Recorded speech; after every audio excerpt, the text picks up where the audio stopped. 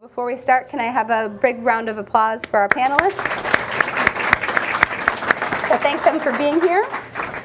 And so we'll start off with just a general, I've introduced your position, but I want each of you to just give us a general overview of how you spend your time. What do you consider your primary commitments? And maybe even reflecting back a little bit to what some of the things that you were involved in from Lawrence Tech as well when you were a student here. Whoever would like to start. You don't have to go down the line every time. Well, I guess I'll start. When I was at Lawrence Tech here, I was president of my fraternity, which was the largest student organization on campus and most active at the time. I was also president of IFC, and I was the interim student government president at the time. So kept it pretty busy. I was also part of AIAS and did a lot of Habitat for Humanity. What I do now with Shelter to Home is I basically run all of the country operations, all the construction that's going on down there, managing a crew of about 50 Haitians, helping them rebuild their country. Thank you. Okay, well, when I was in school here, and I spent about 6 years here in school, of course my major was architecture, so I spent probably, I'd say 80% of my time on schoolwork between class and homework and all-nighters and things like that. So for me at the time, my schoolwork and my education took precedence. However, I also was involved in AIAS, which is a student chapter for AIA, and I was involved in Habitat for Humanity, and probably a few other things that I just can't remember off the top of my head today. You know, after that, I just started working, and then work took precedence, and so now, really, precedence for, you know, my priorities at this point in my life are probably work, and then completing my registration exams, and then, you know, family. I spent a lot of years sort of putting family and, you know, just my outside life on the back burner, you know, for school and my education and my career and that sort of thing. And now I'm married, so I'm really trying to put my family back up at the top of my list of priorities. Thank you. When I was here at LTU, I was pretty active with Pi Tau Sigma and Tau Beta Pi. Also, I was involved with the SAE Formula 1 race car for the entire my junior and senior year, doing chassis and body. So between my activities with the honor societies, my senior project, I was also co-oping at Chrysler for a year and a half while being a full-time student. And so my life was pretty much spent either here, Auburn Hills, and just multitasking is what I did every day. In the process, I also tried to train for marathons. So I'd wake up before the sun to get long runs in, and with the free time I had, I would pick maybe 1 or 2 races a year that I would target as A races and do those.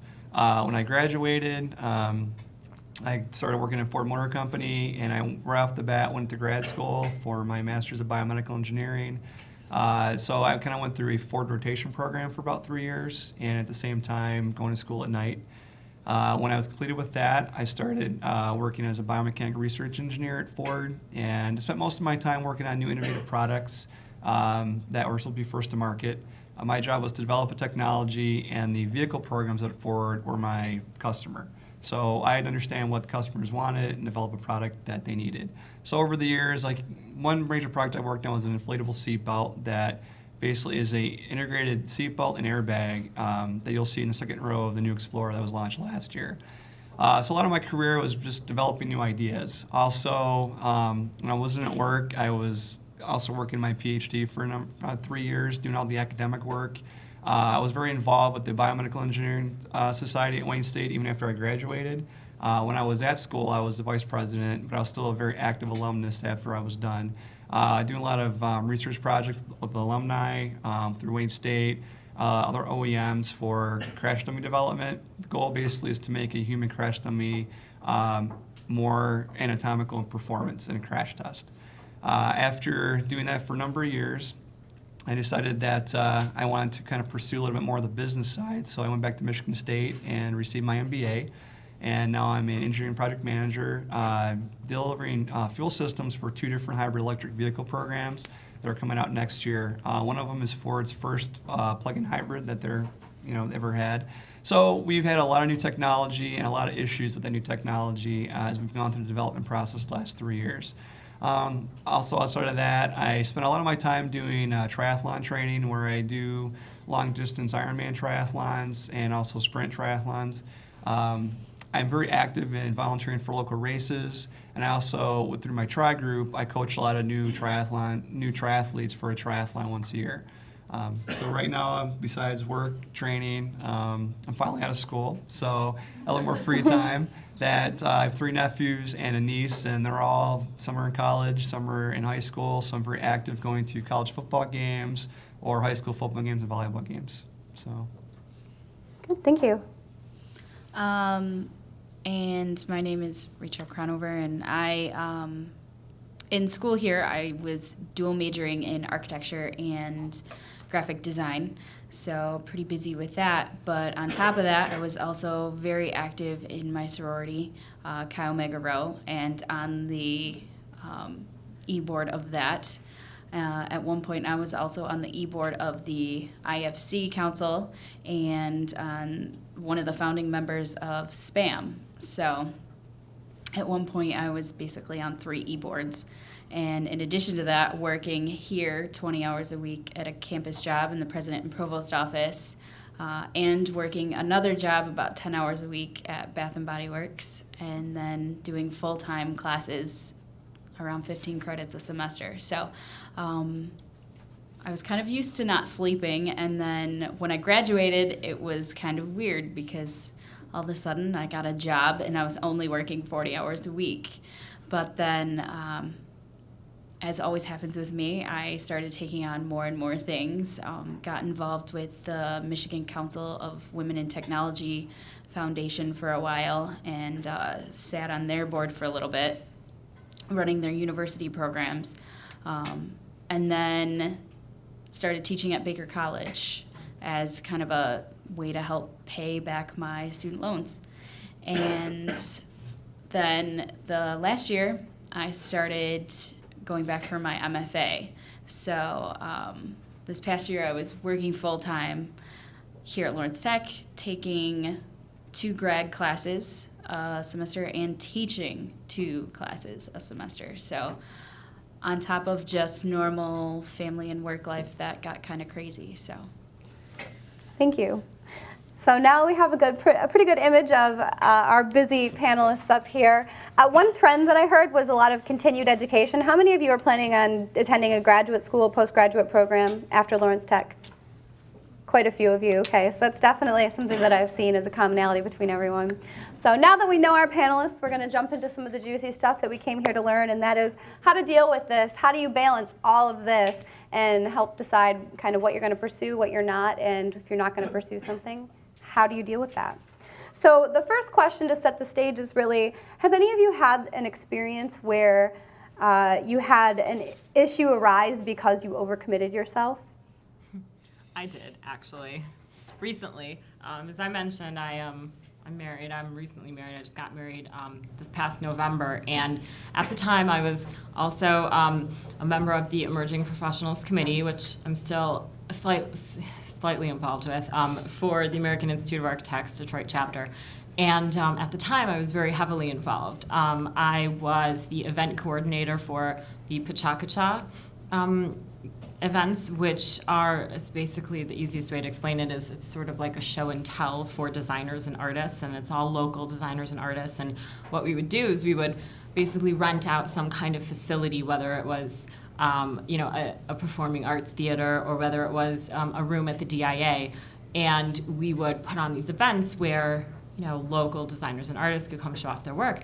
And so I was so heavily involved in this, and then my husband proposed to me, and I was, we throw like maybe 4 or 5 events a year, and on top of that, I was working full-time and right in the middle of taking my registration exams. And so I really had to sort of sit down and reprioritize my entire life, basically. And I had to make a decision what I needed to focus on at that time. And for me, at that point in time, I I spent probably 2 months, deciding what to let go. And, obviously I had a wedding to plan. So instead of postponing my wedding, I put that on the front burner, and I decided that that's a hopefully once in a lifetime, event. And so I had to back off from the event planning that I was doing because it was taking up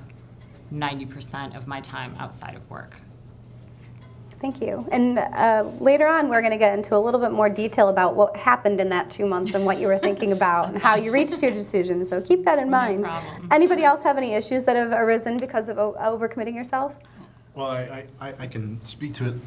I mean, I was unemployed for a couple of years, and while I was unemployed, I was kind of going back through some books I had read early on in my career.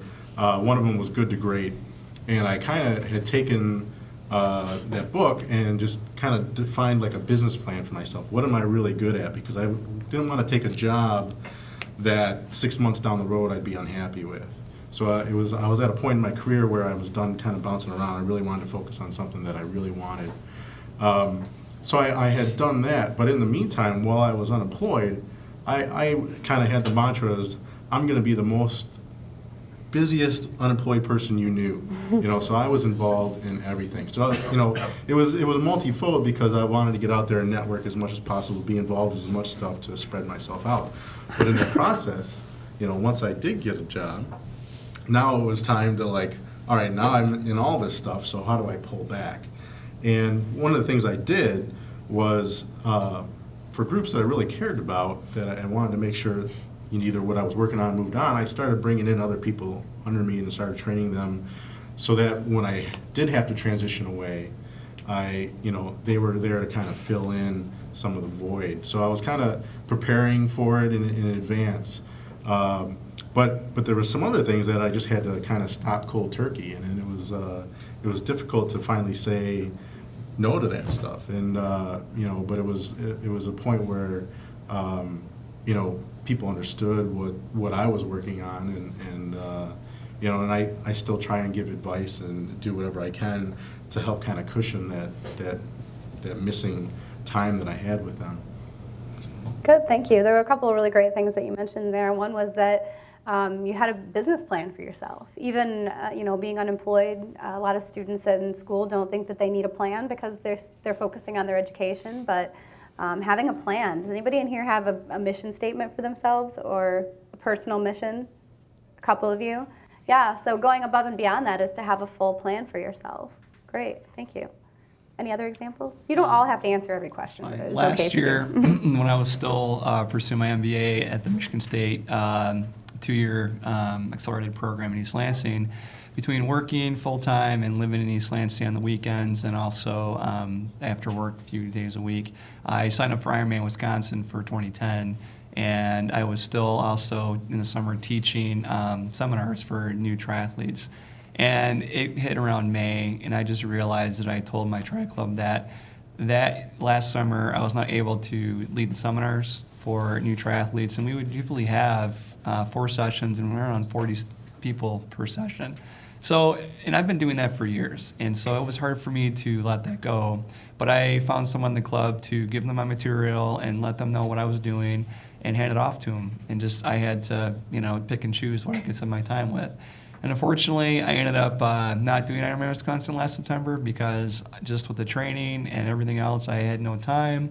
So I compromised. I did a couple half Ironmans throughout the summer, and I was happy with that. So, but at the end of the day, I realized I had too much on my plate, and I could do everything half-ass, or I could do a couple things better and great. So Good. Yeah, thank you. That's a great point. Anything? Or we can skip on too. You don't have to answer every question. Okay.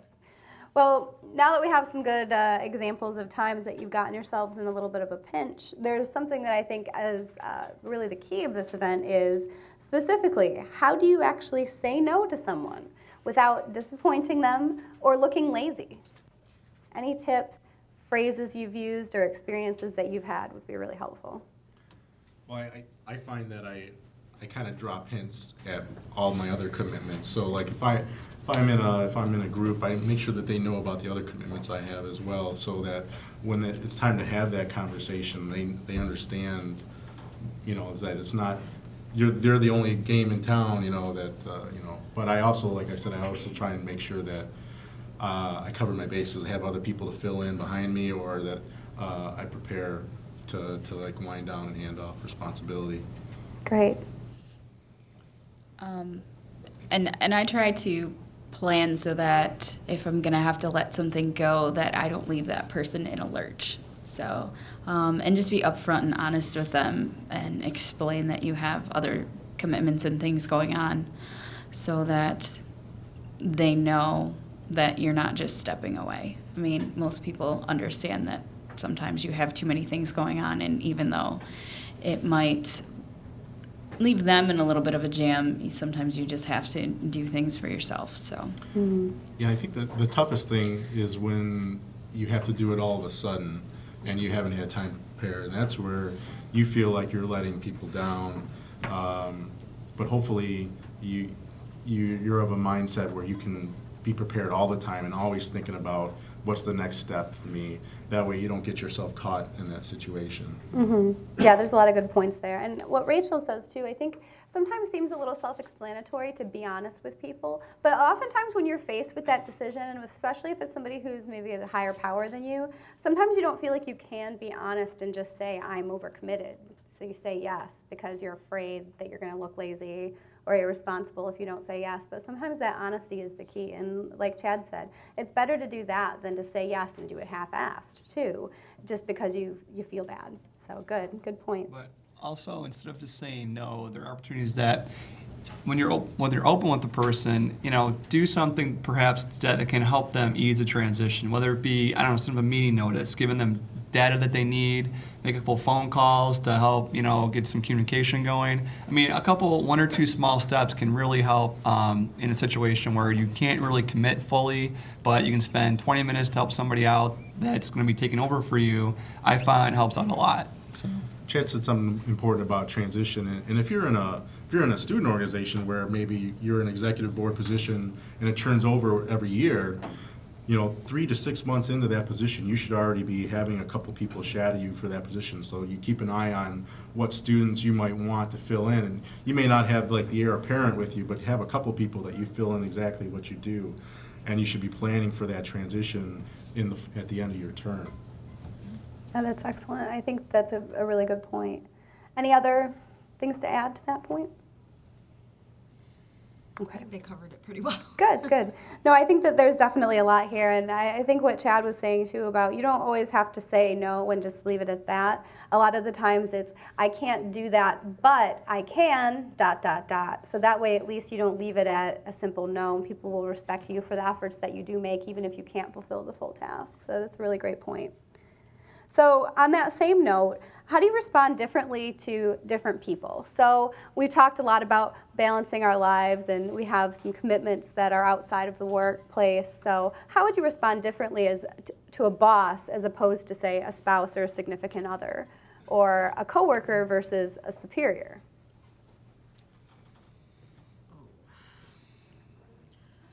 Well, first thing that comes to mind is when you're dealing with someone who is also a professional, maybe at the same level as you or above you, your boss, whatnot, colleague, however you handle the situation, it should always be handled professionally. And, if you have to take a private meeting with them, then take a private meeting. There have been a few times when I've had to discuss things with my boss, and I felt like it was personal enough to where, yes, I needed to tell them, but I didn't need my entire office knowing as well. So there are certain situations where I feel like you need to maintain as much of a professional demeanor as possible and let them know very, clearly and honestly what is going on, why you need these couple of days off. At the same time, I feel like you should not completely divulge all your personal information to your coworker, boss, etc. It can be a little difficult sometimes, but there is a line that you need to draw to, how much you tell them. Honesty is great, but you don't need to give them the details of every single personal thing that's going on in your life. When it comes to your family members, I think at that point you do need to really tell them, hey, this is going on, that is going on. And your family members, at least in my experience, actually appreciate that almost complete honesty. Maybe you don't tell them every 100% detail, but I find that my family members tend to appreciate more than less when it comes to situations like that. It feels like they're still like maybe part of your life, because as adults, maybe you don't want to tell your parents everything. You don't want them completely involved in your life, but it actually makes it easier for them to understand when you're telling them no, at least in my experience. I think the real question is how do you say no to your boss? And I guess when I was thinking about this panel was more in the context of volunteering and things like that. But if you're in a work situation and you put your 40 hours in, but the boss asks you to do more, go beyond that, how do you respond to that? And that becomes a tough part, because you wanna go the extra mile a lot of times, and maybe you're weighing against those other commitments as well, that you have. Volunteer, family, maybe you have a child, things like that you have to take care of. But so it's a real tough situation when you have to deal with your boss and say no. And I think it's trying to just balance what you do in the office or at work, to give as much as you can during the time that you're there, and hopefully alleviate some of that extra time that you may have to go above and beyond, or at least help others who have to kind of fill in that above and beyond time for you, like we alluded to earlier. But I think that's a very tough situation to deal with, is learning how to say no to your boss. Mm-hmm. Yeah, does anyone have any experience with that? What I like to do is, nowadays, I can work out of my home or anywhere, and if I can't do something in the office, I may do it at midnight or 3 in the morning. So instead of saying, no, I can't do it right now, but I have other commitment outside of work I have to get to, but I'll get to it around 9 o'clock at night, and I'll have it done by midnight. So instead of maybe saying no, let's say I know a lot of people have kids, I'm single, I'm not married, I have no children, so it's easier for me. But I see a lot of coworkers who are married that have young kids that do a lot of work out when their kids go to bed. And in my work, that's common practice for certain management levels, where I'll be emailing my manager at midnight, and then, he's responding back to me. So I guess it depends on where you're at, but if you can just sit there and have flexibility, and when you can get it done, that helps, alleviate the situation of just saying, no, I can't do it. So just my advice is, always try to think of outside the box. Instead of just saying no right off the bat, look at other alternatives before you respond to that. And just to add one small little suggestion as well, hopefully if your boss is going to ask you to work extra hours, or come in on a weekend or something like that, hopefully they're going to give you a little bit of notice. And at the same, at that same token, hopefully, if they give you enough notice, then that gives you equally as much notice to be able to let them know that, well, I can't make it. And if something should pop up that comes from your end, the one of the most important things when you're telling your boss, well, I can't show up to this event, or this, I can't work this weekend or extra hours this week, to let them know ahead of time if it's possible. The more notice that you can give someone, the more they appreciate it, because then they feel like you've actually given it thought and consideration. Mm-hmm. And it gives them time to come up with another plan. Yeah, and then they have time to come up with a resolution, or maybe have someone else cover that event or those hours. Mm-hmm. Yeah, that's great advice. Thank you. Any last items to add on that? Okay, this is one that we alluded to earlier that we would be getting to, and I think that this is some of the hardest things to really articulate. But how do you decide what opportunities are important for you to get involved with? So like Jessica was talking about earlier, that 2-month time period where she really spent deliberating, how do I sort out what my priorities are going to be in life? How do you approach that? I think the simple question is, what is important to you? I mean, it's different for everybody. And right now, my priority is work, and I have a big commitment to a couple of marathons I have later this fall. So, but in the wintertime, my priorities will change. So, I mean, I think the just simple answer to that question is, you know, priorities change as life changes, and you know what you have to do for yourself. My advice is, know what you want. Have a plan for yourself of what you're going to be involved with 3-6 months down the road, and that will really help you determine your priority level.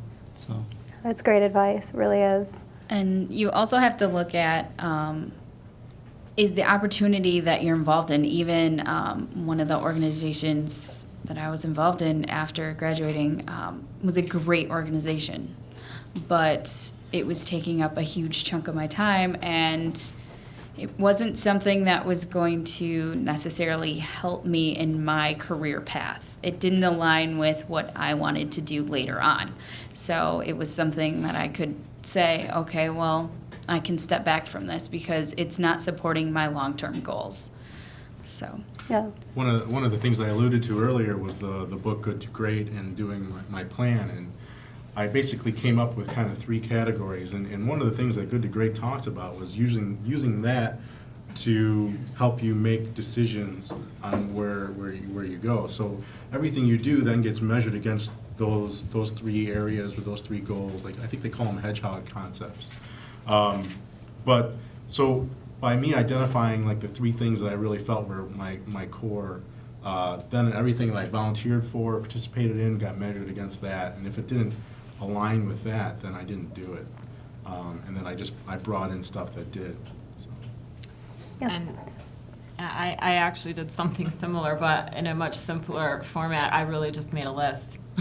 I made a pro-con list. Honestly, that's what I did. I just wrote everything down, and I reminded myself of the pros and the cons of all the different things that I was involved in. And like I mentioned earlier, I was working full time. I was in the middle of my architectural registration exams, which I'm still completing, and I was involved in the AIA heavily. I had actually just gotten offered my teaching positions at the time as well. One class here, and doing some things at OCC, and then my husband popped the question. So I'm like, great, now what do I do?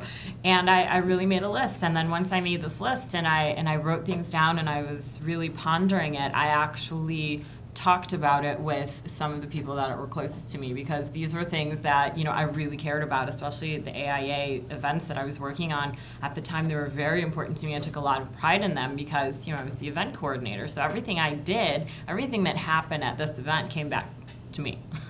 So if it went well, then I felt great about it, and if it didn't go well, I felt awful about it. So like I said, I made a list and I discussed it. I discussed it with my then fiance and with, my some of my other group members in the AIA, so that they would understand what I was going through. And, when it came down to it, again, I just had to reprioritize. And, like Chad mentioned, your, priorities change as life changes. And that was a big change in my life at the time, so unexpected too. And I had to reevaluate.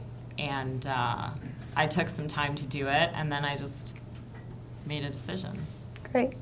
Thank you. And I think that it's important to note, too, that a lot of the time that this planning process goes in, it doesn't happen until after we're overcommitted, once we realize that we're too busy and something has to go. And I think what Sam, his experience was a little bit the opposite. You kind of had a plan, and then overcommitted, and then you added the last thing, but you had your plan in place before it happened. So at least you had already thought about it before you experienced it. I mean, that plan really didn't happen until the last few years, but I mean, since I was a student, I've been overcommitted. So when I left here, I felt like I still had work to do, and it was like, okay, how do I get that done? Hopefully people that came behind me are filling in. And but as soon as I graduated, it was sucked right back into all kinds of other stuff too. So it was like I always had my time full, and that's the toughest part is finding the balance, because a lot of other things get sacrificed as well. Your personal life, you know, your health and things like that, and that takes a lot of balance if you really want to do it right. Yeah, and that's a good thing to point out too, is don't forget to add those things to your list. Your plan for your life doesn't have to always be career focused. Make sure that you do make time for those other things, even health. I'm a big offender of this, where I'll forget to make doctor's appointments for months because I never got around to it. I had to make the appointment during work. I didn't have time to make the phone call, so it never happened. So, I mean, add those things that you don't necessarily think of to your plan. Good. Well, on that note, we're just about out of time. Do you have any last bits of advice that you'd like to add before we open it up for questions? Okay, I think we've covered quite a bit. So at this time, I'd like to open up the room to questions. If any of you have questions for the whole panel or specific panel members, you're welcome to. I have one. For Sam and Jessica, I'm actually starting a Habitat for Humanity chapter at Lawrence Tech, and I was wondering if there was an actual chapter when you guys went to school here, or was it just you volunteered directly with the organization? I was volunteering with the organization, but I had actually, Lawrence Tech at the time when you're in the architecture curriculum, you would build a house either on campus or you would build like the scale model, and I had kind of worked with the school to actually pull in Habitat as part of the curriculum, so you would actually go and build a Habitat house instead of building the house on campus or something like that. So that was you. Yeah, I started a few years after Sam. I started as a freshman in 2000. So at that point, I do believe it was a requirement to actually spend a certain number of hours of community service with Habitat for Humanity as an architecture student. So that's how I ended up getting involved in it. But after that, when I was working, I also participated a little bit. So Good. Any other questions from the audience? Okay. no questions. Coming, All going. these people, no questions. I know. I mean, what are you guys dealing with as some of the student leaders on campus? Because I see some familiar faces that I've seen around the last few years. And, I mean, what are you guys dealing with as student leaders? You obviously know by now if you're doing a good job, you get asked to do more work. So Right. how are you guys dealing with Yeah, it? do you feel overcommitted? I was unemployed and was on the recovery grant program, and I came to Lawrence Tech to finish up a degree that I started in 1982. I've been working as an engineer, an electrical engineer in the automotive industry for a very long time. I do it very well, but when I got laid off, I thought, I'm going to do something for me, and I went back to school. Well, I was happily going back to school for 2.5 years, and then I got recruited into this job. And it involves Disney, and I'm making these little cars that are going all over the place. And because I learned all these things about leadership here, before I would be really shy and not say anything. But I learned not to be shy, obviously. So I was able to step forward to say, yes, I can do that, yes, I can do that. And then it's always, well, how long will it take? And I just became a leader at this place, and now I'm like totally overwhelmed. I was only supposed to be there to go 40 hours or 32 hours a week because I'm going full-time here to finish my degree, and I say, I have to finish my degree, folks.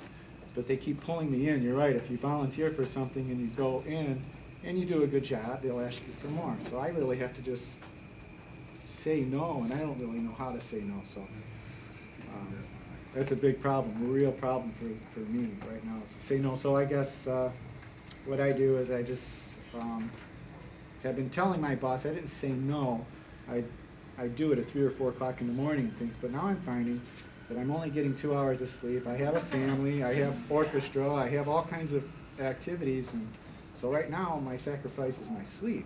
But I can only do that for so long, especially in my age, so I gotta do something. So I'm taking notes. Good. Hopefully they help. Yeah, thank you. I was actually really excited when I saw the title of this seminar. I was like, this is perfect. Because last year was my crazy involvement here.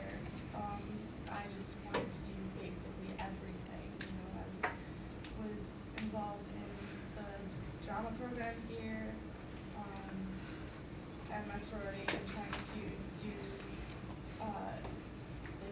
full-time classes and work half-time and still pay attention to my family and live on campus and it was just kind of ridiculous.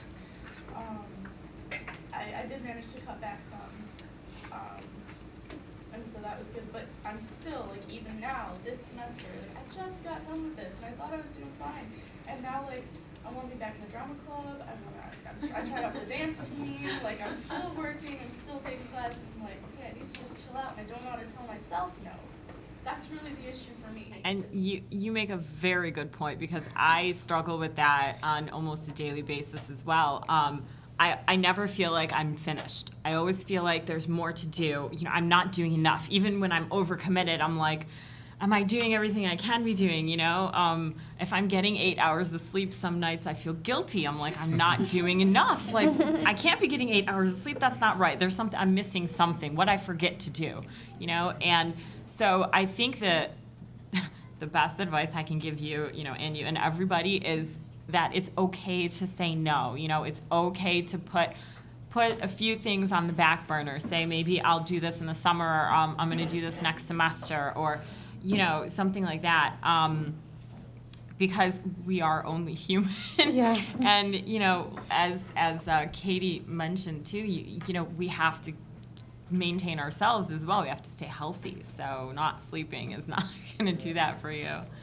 My main issue is that, like, I'm looking and I'm just like, okay, I've got 4 years in college, and once I'm out of here, like, I'm gonna be working and doing all this stuff, and I know you guys are super involved in stuff, but honestly, I kind of see college as my time to be involved and to do all the stuff that I want to do. And That's true, and I understand where you're coming from. I'm sure we all do, because we were all pretty involved in, you know, in college. But again, you don't have to do it all at once, though. You know, you can participate in 1 or 2 things, maybe one semester, and then the next semester, you know, get involved in something else, or maybe spend a whole year involved in drama club, and then maybe the next year, you know, you pick a different organization.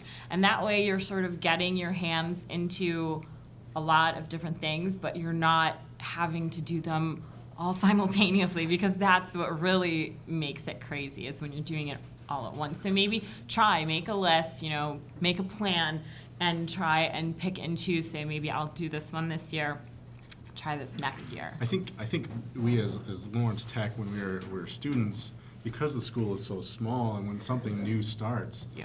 it always goes to the de facto leaders, you know, and that's where you guys are getting pulled in. And there's so much cool stuff starting now, because the university's focus is a lot more on student activities now, where it was less, A lot less. 10, 15 years Yeah. ago. And so it's like a smorgasbord. You guys can pick and choose all these little things, but yes, you need to focus, and I think if you kind of just weigh the things, maybe you've got one kind of guilty pleasure activity that you're doing, but also focus on some of the things that are going to be really helpful to you, or help build a group around you, so you don't have to carry all the load in whatever organization you're in. You know, if you're committing to spend your time to it, you might as well get others that are. It's worth your time. It's going to be worth other people's time, and bring more people in, so the load is shared amongst more people. Good. Thank you for that. And I think on that note, we're going to have to wrap, because the student organization training is going to continue. And so thank you very much for being here. I hope that this is a good way to kick off your school year, to help set the stage for a good year of time management, and for, as Katie says, for not going crazy and overdoing it. So I hope you find this helpful, and keep in touch, and look for our next Leadership Seminar Series event on October 6th, which is an improv workshop to practice communication skills, which should be pretty fun.